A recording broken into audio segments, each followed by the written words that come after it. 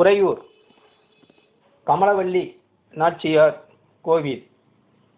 இந்த கோவில் அதாவது திருச்சியில் ரயில் நிலையத்தில் 2 கிலோமீட்டர் தொலைவில் உள்ள உறையூர் என்ற இடத்துல இந்த திருக்கோயில் இருக்குங்க. நாச்சியார் கோயில் அப்படின்னு அழைக்கப்படுகிறது. இந்த கோயிலுடைய தல வரலாறு என்ன அப்படின்னு பார்த்தோம்னாங்க, நந்த சோழன் அப்படிங்கிற ஒரு ராஜா அப்போ ஆட்சி செய்கிறாரு. அங்கே அவருக்கு குழந்தையே இல்லை. பெருமாளுடைய தீவிர பக்தர். அப்போ பெருமாள் என்ன செய்கிறாருன்னா, மகாலட்சுமி கிட்ட நீயே அவருக்கு குழந்தைய பிறந்துடுன்னு சொல்கிறாரு. அதனால் மகாலட்சுமி ஒரு தாமரை தடாகத்தில் ஒரு தாமரை பூ மேலே குழந்தைய அவதரிக்கிறாங்க. அந்த ராஜா அதை பார்த்துட்டு தாமரை மலர் மேலே அந்த குழந்தை இருக்கிறதுனால அதை எடுத்து அதுக்கு கமலவல்லி அப்படின்னு பேர் சூட்டி வளர்த்துறாரு.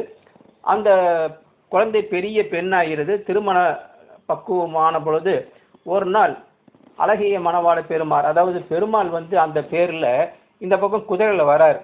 அவரை பார்த்துட்டு இவங்க கமலவல்லி தாயார் காதல் வசப்பட்டு அவர் நினைவாக இருக்காங்க.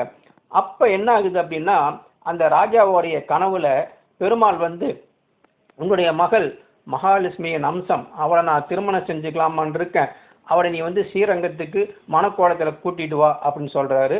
உடனே இவரும் கூட்டிகிட்டு வர்றாரு. அப்போ பெருமாளோடைய ஐக்கியமாயிடுறாங்க. இதான் தல வரலாறு. இங்கே பார்த்தோம்னாங்க, இந்த கருவறையில் மூலவர் வடக்கு நோக்கி நின்ற கோலத்தில் இருக்காங்க. கமலவல்லி நாச்சியார் திருமண கோலத்தில் அமர்ந்த கோலத்தில் இங்கே இருக்கிறாங்க. அது ரொம்ப அவ்வளோ அழகாக இருப்பாங்க கமலவல்லி நாச்சியார். இங்கே இந்த கோயில் சிறப்பு என்னன்னா, நாச்சியாருக்கு தான் ரொம்ப சிறப்பு. ஏன்னா இது நாச்சியார் அவர்கள் அவதரித்த ஊர். அதனால் இந்த திருக்கோயிலில் எல்லா விசேஷங்களும் இவருக்கு மையப்படுத்தி முக்கியமாக நடைபெறுகிறது. எல்லா கோயிலையும் குங்கும பிரசாதமாக தருவாங்க. ஆனால் இந்த கோயிலில் சந்தனம் பிரசாதமாக தராங்க. அதே போல் இங்கே மிளகாய் வற்றலுக்கு பதிலாக மிளகு நைவேத்தியத்துக்காக பயன்படுத்துகிறாங்க அப்படிங்கிறதும் ஒரு சிறப்பான செய்தியாகும். நீங்களும் இந்த திருக்கோயிலுக்கு செல்லுங்கள்.